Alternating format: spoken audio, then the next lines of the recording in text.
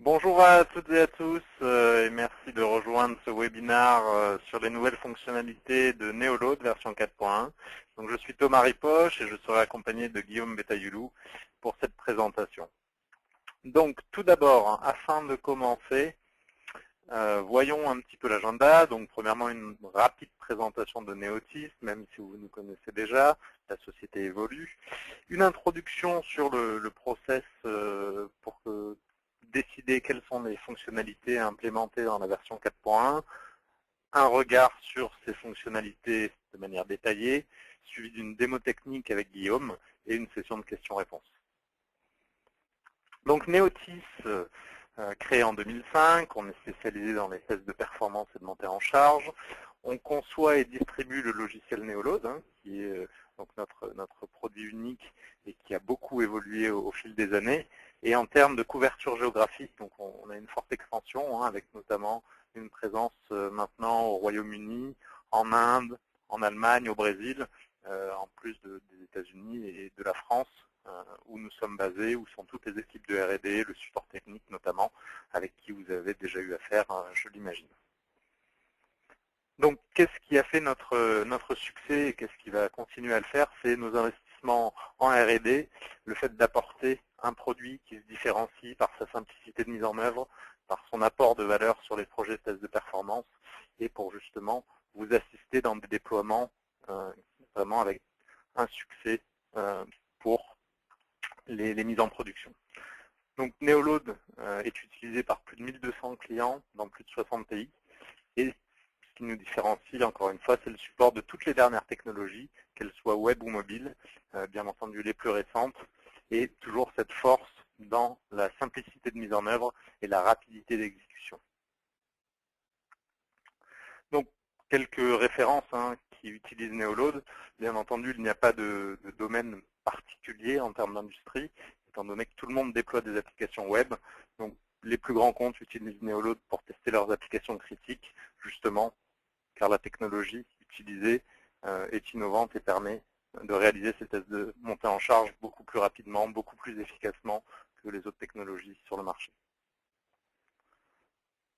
Donc sur les fonctionnalités qui sont retenues dans chaque nouvelle version, quelque chose que l'on aime préciser à nos clients, c'est que ce process est vraiment orienté par les retours du marché, par les demandes d'amélioration qui nous sont fournies par nos clients. Donc vous avez une communauté Neotis qui est disponible sur le site web. Vous allez sur answers.neotis.com. Vous pouvez faire des demandes d'amélioration, vous aurez un accès direct à la R&D. Et donc quel a été ce retour client sur la dernière année? C'est notamment une amélioration des fonctionnalités sur le mobile, qui était pris en compte, on va vous le montrer. Le support des dernières technologies, même chose, et l'étendue des fonctionnalités pour le travail en équipe, le partage de licences notamment, et ce, pour pouvoir aussi faire des analyses et tests de manière encore plus parfaite, une intégration avec des outils tiers pour que Neoload s'imbrique dans votre chaîne de tests et de mise en production.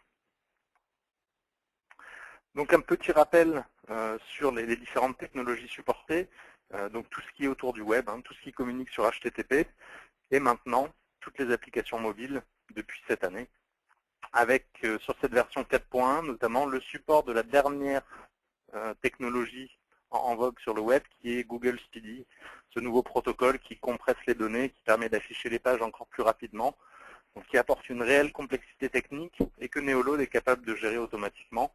Et vous avez bien entendu, ça vous le savez sûrement déjà, mais le support de tous les ERP, les CRM qui communiquent de manière cryptée, en binaire notamment. On peut penser à Sybelle, on peut penser à des applications basées sur du Flex ou du Oracle Forms. Donc toutes ces technologies sont déjà supportées par Neoload et améliorées bien entendu sur chacune des versions. Donc vous pouvez le tester et l'utiliser. Et Neoload vous permettra de vous assurer du bon déploiement de toutes les applications que vous allez avoir en interne, que ce soit des ERP, des intranets ou des applications qui seraient à destination du public. Donc les nouveautés de Neoload version 4.1, tout d'abord autour du mobile, même si ce n'est pas uniquement pour le mobile. On va d'abord penser au mode tunnel, donc ce nouveau process d'enregistrement dans Neoload qui est permis, vous le verrez, Guillaume va nous le montrer, de manière très simple, c'est juste un nouveau clic, et qui permet d'enregistrer toutes les applications qui ne passent pas par un proxy, donc qui ouvre de nouvelles possibilités pour Neoload, et on rencontre ce type d'application notamment dans le domaine du mobile avec des applications natives ou des applications hybrides qui communiquent de cette manière.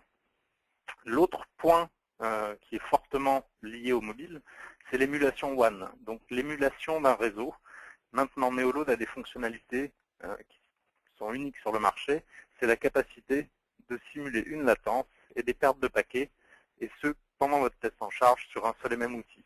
Donc, encore une fois, être capable, dans votre lab, quand vous faites vos tests de performance, de simuler de manière réaliste un réseau, c'est extrêmement important, notamment car on sait que les pertes de paquets et la latence influent fortement sur les temps de réponse. Donc ça, c'est vraiment quelque chose de primordial pour vos applications. Au niveau du support technologique, donc je vous ai mentionné CIDI, le nouveau protocole conçu par Google. Le JSON qui était déjà supporté est maintenant supporté d'une manière beaucoup plus intelligible étant donné qu'il est traduit en XML. Donc vous allez pouvoir l'éditer, le modifier, gérer des paramètres dynamiques très simplement, comme vous le faites avec les autres protocoles Neoload. Et le HTML5, donc la gestion des requêtes push de polling pour les événements. Donc encore une fois, Neoload supporte déjà toutes les applications push et donc inclut cette partie HTML5 maintenant de manière native. Au niveau du travail en équipe, donc le Neosys Team Server disponible depuis la version 4 a été fortement amélioré, avec la gestion des droits sur les licences partagées, la possibilité de faire des locations, une connexion sécurisée, donc tous les éléments nécessaires pour déployer Neoload au sein d'usines de test ou de centres de test avec de nombreux utilisateurs. Donc, toutes les fonctionnalités sont là pour vous. Et la partie intégration de données notamment, donc le module d'import de données de monitoring, qui est un nouveau module de monitoring disponible qui va vous permettre, après les tests, de récupérer des métriques qui seraient fournies par un autre outil notamment, pour pouvoir faire vos analyses. Encore une fois, le but étant de pouvoir identifier rapidement vos problèmes de performance, que ce soit au niveau des containers, au niveau des requêtes, grâce à ces éléments. Un autre élément pour le partage d'informations qui est ajouté dans cette version 4.1, c'est donc la possibilité d'exporter des résultats en masse cette fois-ci. Donc vous allez importer les données d'un outil externe dans Neoload grâce au module de monitoring d'import de données, mais maintenant il est possible d'exporter ces données en masse vers un autre outil pour retraiter ces résultats si vous le souhaitez. Et un dernier point qui est une intégration avec HP Quality Center, qui est utilisé souvent dans les environnements corporate. D'autres nouveautés, donc c'est le support complet de l'IPv6, donc nécessaire, étant donné que les IPv4 sont sur le point de s'arrêter et de n'être plus disponibles. Donc ça, Neoload est totalement compatible maintenant avec IPv6. Vous allez être aussi capable, pendant les phases de tir, donc vous avez vu qu'en version 4.0, on a ajouté dans Neoload la possibilité d'augmenter le nombre d'utilisateurs simultanés pendant un test, donc et ce à la volée pendant le test. Maintenant, vous allez être capable d'arrêter certains utilisateurs virtuels, notamment des utilisateurs virtuels qui remonteraient beaucoup d'erreurs, par exemple, pour ne pas que cela pollue vos résultats. Donc vous serez capable d'aller, pendant le test, arrêter cet utilisateur. Encore une fois, le but étant de gagner du temps, de ne pas avoir à recommencer un test entier pour que vos données soient les plus cohérentes possibles. Donc sur l'analyse des résultats, vous avez aussi donc, un grand nombre d'améliorations, et notamment la partie affichage des temps absolus dans les graphes, donc très utile pour corréler les résultats avec des logs externes. Et vous le verrez rapidement, une nouvelle vue est disponible dans les résultats, et celle-ci est la vue arborescente des résultats. Donc ça va vous permettre facilement de retrouver l'architecture de votre utilisateur virtuel qui est composé de différentes transactions métiers, donc de différents containers. Vous allez avoir cette même vision dans les résultats qui permet une meilleure analyse, qui permet de pouvoir aller en détail sur des transactions métiers ou des pages qui sont plus lentes, donc pour analyser ces performances. Au niveau des licences, donc la version 4.1, si vous avez un support Gold valide et disponible sur votre espace client, il vous suffit de vous loguer, vous la retrouverez qui vous attend. Pour la partie module d'import de données de monitoring, donc ça c'est un module de monitoring qui est en option. Et le nouveau point qui est aussi intéressant à noter, c'est que vous avez de nouvelles périodes de location qui sont disponibles. Donc vous avez déjà actuellement la location à la journée pour des tirs que vous auriez à faire sur une période avec des tirs non consécutifs. Et vous avez aussi, pour adresser en mode projet vos besoins de test de performance, la location au mois, au trimestre ou à l'année, qui est maintenant disponible en plus des licences permanentes. Sur la plateforme cloud de Neotis, beaucoup de nouveautés aussi. Donc on est très fiers d'avoir l'intégration la plus complète au niveau du cloud qui vous permet de démarrer des générateurs de charge à la demande, à l'heure, en quelques minutes, pour avoir une infrastructure de génération de charge disponible, et ce donc de manière extrêmement rapide.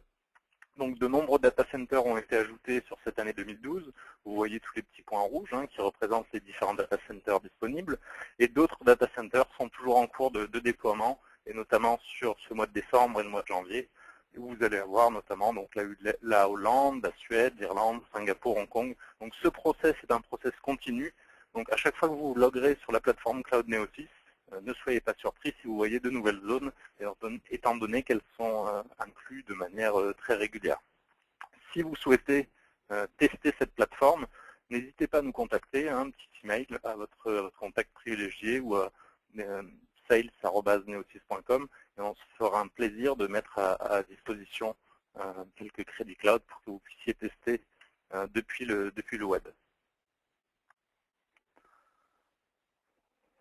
Au niveau de l'architecture Neoload, donc là, pas de grande remise en cause. Vous avez toujours un contrôleur avec des générateurs de charge. Ces générateurs de charge, vous pouvez les disposer donc soit en interne dans votre réseau, soit sur la plateforme cloud Neotis. Pour la partie monitoring, vous pouvez toujours faire le monitoring depuis le contrôleur si vous le souhaitez.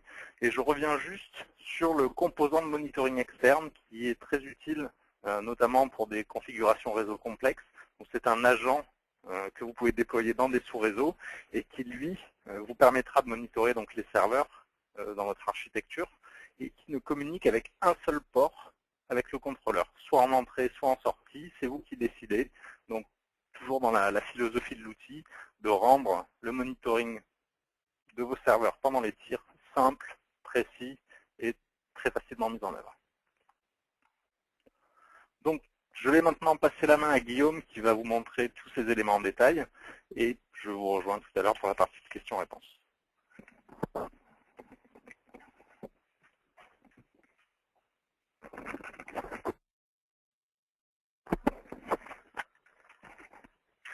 Alors, merci Thomas. Alors, on va tout de suite aller sur Neoload en lui-même. Donc, je me trouve directement dans l'interface de Neoload. Et donc d'ici, le premier élément donc, que je souhaitais vous montrer, c'est au moment de l'enregistrement, au moment où je vais démarrer cet enregistrement, ici en fait, on va avoir cette nouvelle option qui est le mode tunnel. Alors, qui va pouvoir vous servir à capturer tous les flux HTTP qui vont passer par le contrôleur Neoload. Donc, de la même manière, ça va vous permettre aussi de capturer des applications mobiles, à la simple condition de faire passer le trafic du mobile par le contrôleur Neoload, de manière très simple. Tous les processus sont détaillés dans l'aide de Neoload. En fait, ce que ça va changer techniquement, alors on peut aller jeter un œil aux préférences où on va paramétrer un peu ce mode tunnel.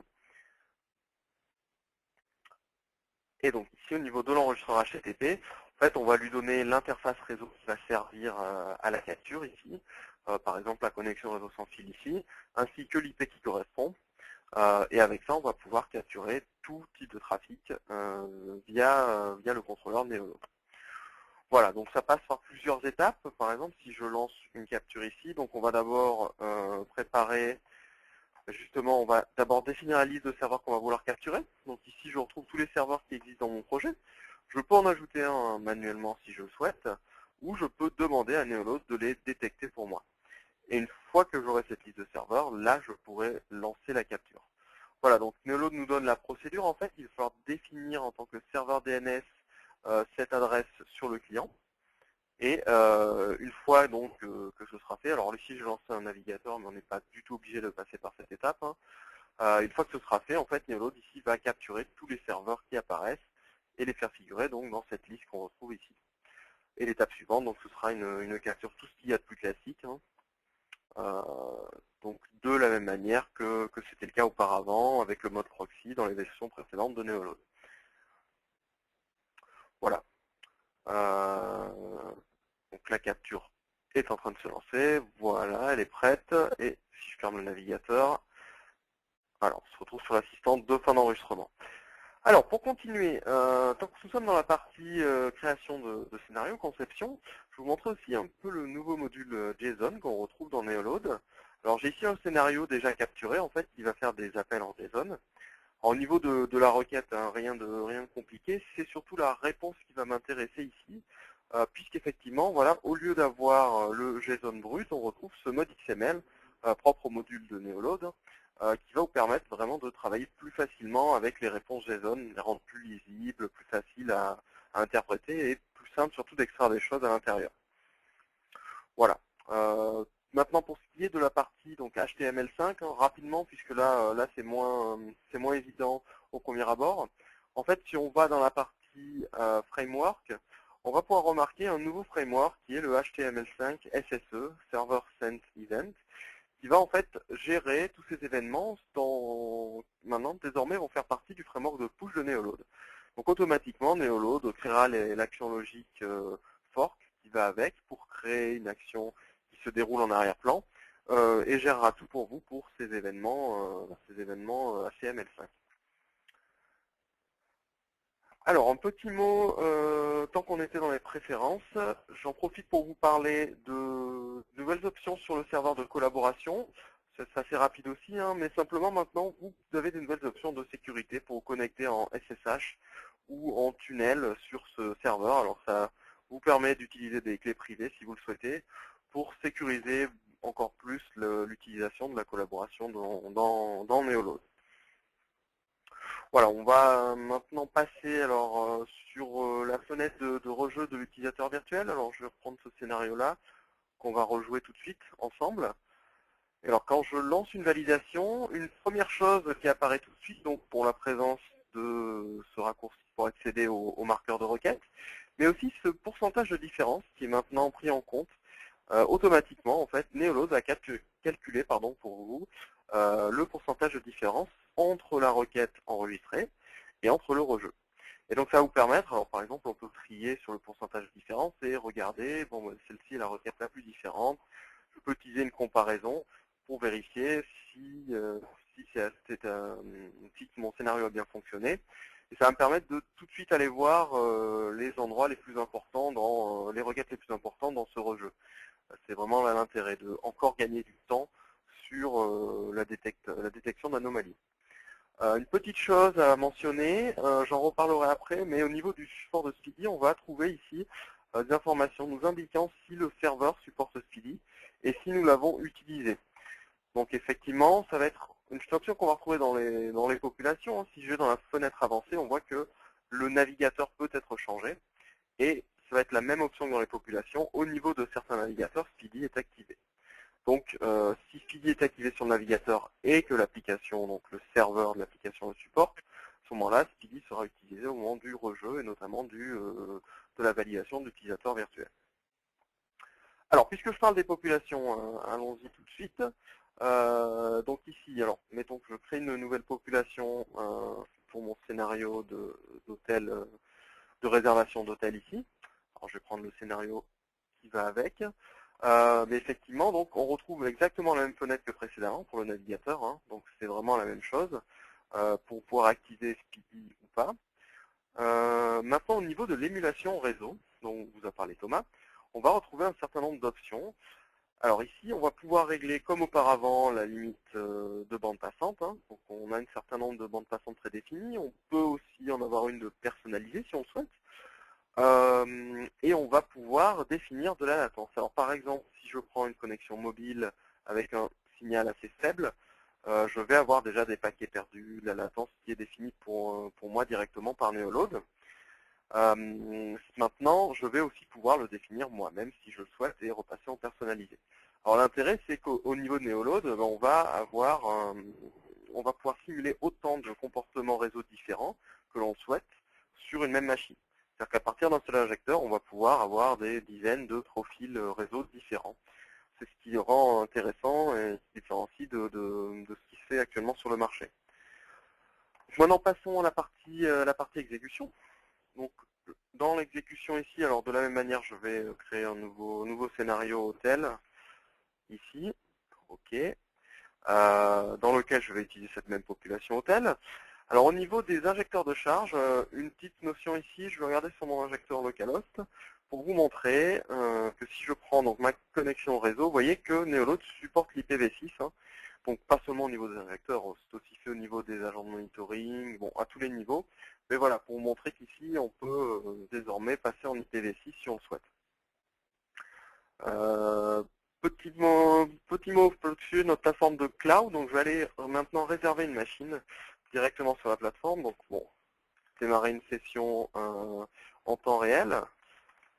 Pour vous montrer les nouvelles zones qui ont été ajoutées, dernièrement. Bon, Thomas vous a parlé un peu des nouvelles zones qui vont être ajoutées dans les semaines à venir. Donc voilà, je vais créer une nouvelle session à la demande, choisir le groupe de travail, et puis bon, je vais enlever les personnes de la liste pour éviter de les spammer de messages. Et donc nous voilà sur la liste des injecteurs. Donc pour l'instant je prépare un test pour 1 heure et on va retrouver par exemple, on avait parlé de l'Australie qui a été ajoutée, donc je peux prendre une machine en Australie pour mes tests ici si je le souhaite. Voilà. On a aussi une petite nouveauté ici, la taille de l'injecteur qu'il est possible de choisir en fait directement depuis cette boîte déroulante. Ça va changer le nombre de crédits par heure puisque les injecteurs de type large coûteront 2 crédits par an par injecteur de charge, mais ils vont avoir 2 fois plus de mémoire, beaucoup plus de processeurs et surtout énormément plus de bandes passantes. Donc là on n'est plus sur un facteur de 2 mais plutôt de 3 ou 4. Donc pour tous les tests générant une forte bande passante, ça va être intéressant de travailler sur des machines de type large qui ne coûtent que 2 fois plus pour la bande passante ajoutée. Donc je vais donc terminer cette réservation maintenant que j'ai choisi la machine. Alors donc Neoload va m'ouvrir le gestionnaire, mon gestionnaire de session cloud d'ici quelques secondes, le temps que la session soit créée. Voilà. Je suis donc dans la console de gestion cloud. Bon, j'en avais déjà lancé une ce matin. Et on retrouve celle-ci qui est en cours, donc où on est en train de démarrer l'instance de la machine cloud. Alors voilà, ça va prendre quelques minutes, hein. Je vous propose de passer aux résultats, puis on reviendra sur l'exécution par la suite dès que la machine cloud sera prête, pour reparler des fonctionnalités au niveau de l'exécution. Alors quelques petites choses au niveau des résultats.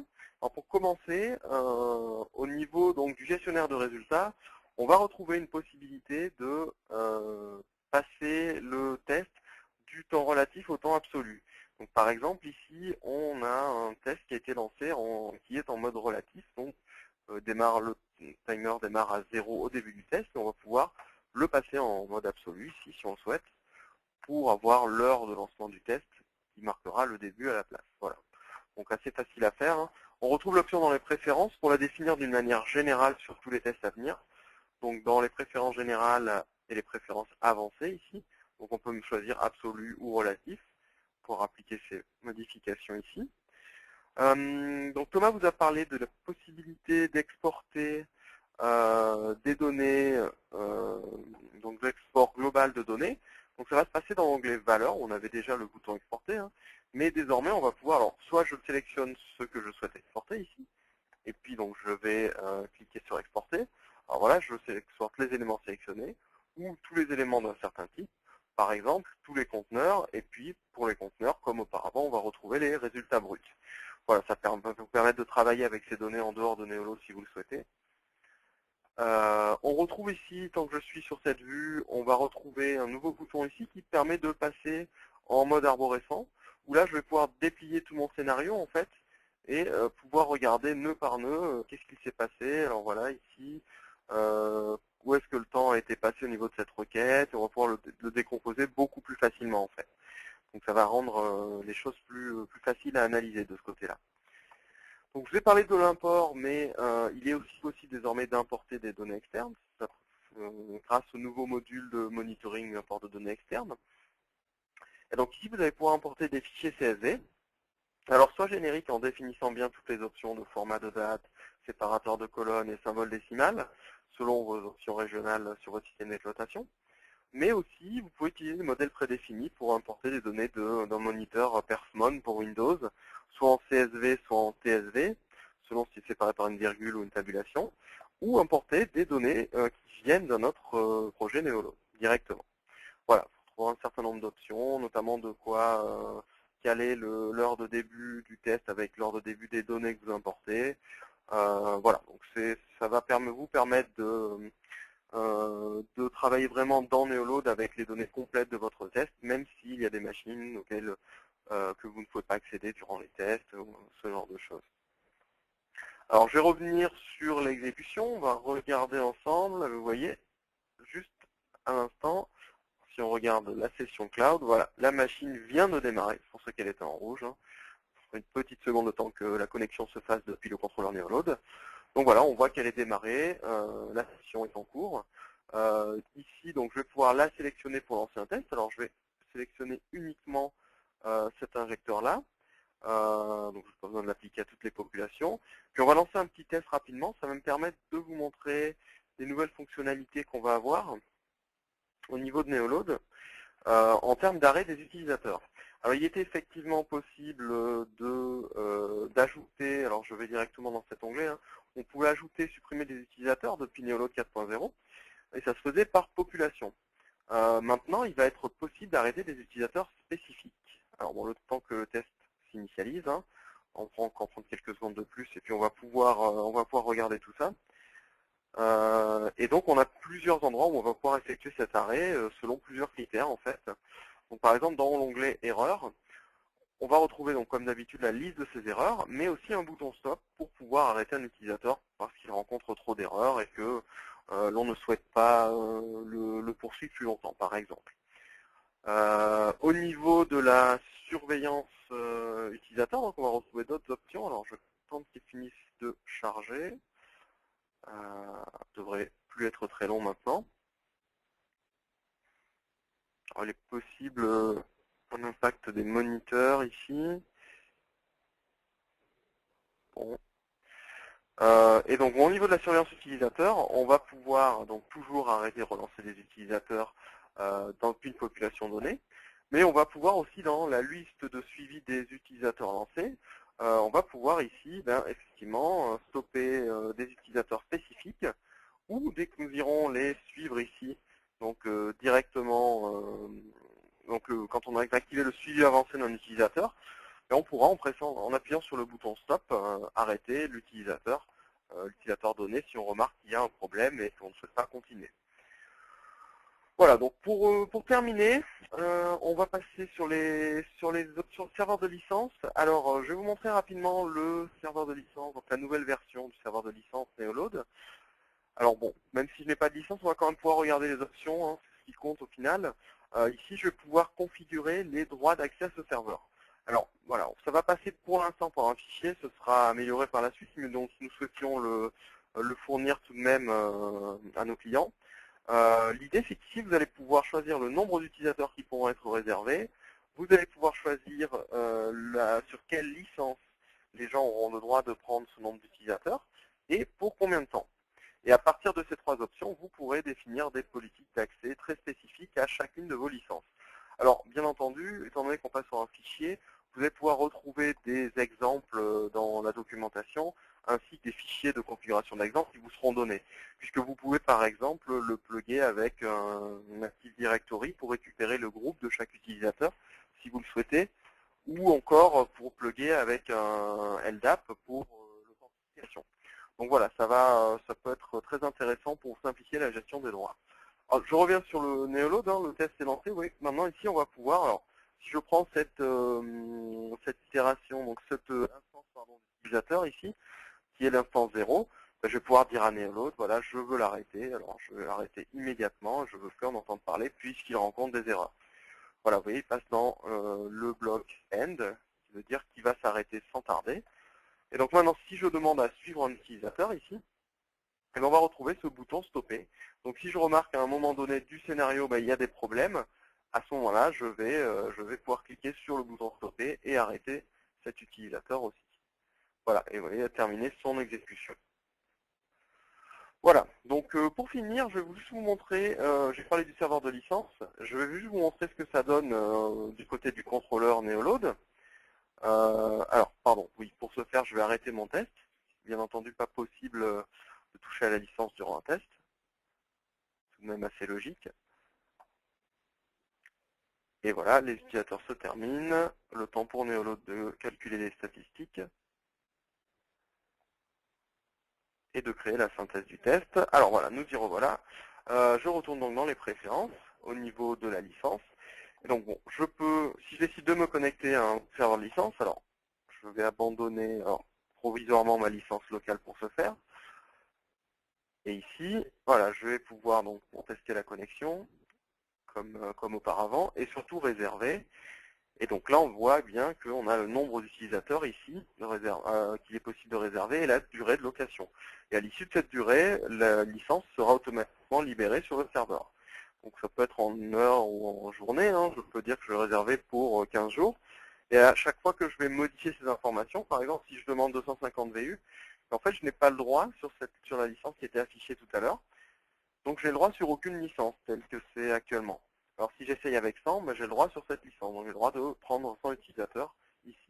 Ce que je vais faire maintenant. Et donc là, pas de différence par rapport à avant. On va simplement prendre une part des utilisateurs de cette licence partagée qu'on va pouvoir utiliser dans Neolode. Voilà, donc voilà pour le tour des nouvelles fonctionnalités. Je voulais vous remercier d'avoir assisté à cette démonstration. Et donc on va ensuite passer à la séance de questions-réponses. En tout cas, merci de nous avoir écoutés pour l'instant et nous sommes en attente de vos questions.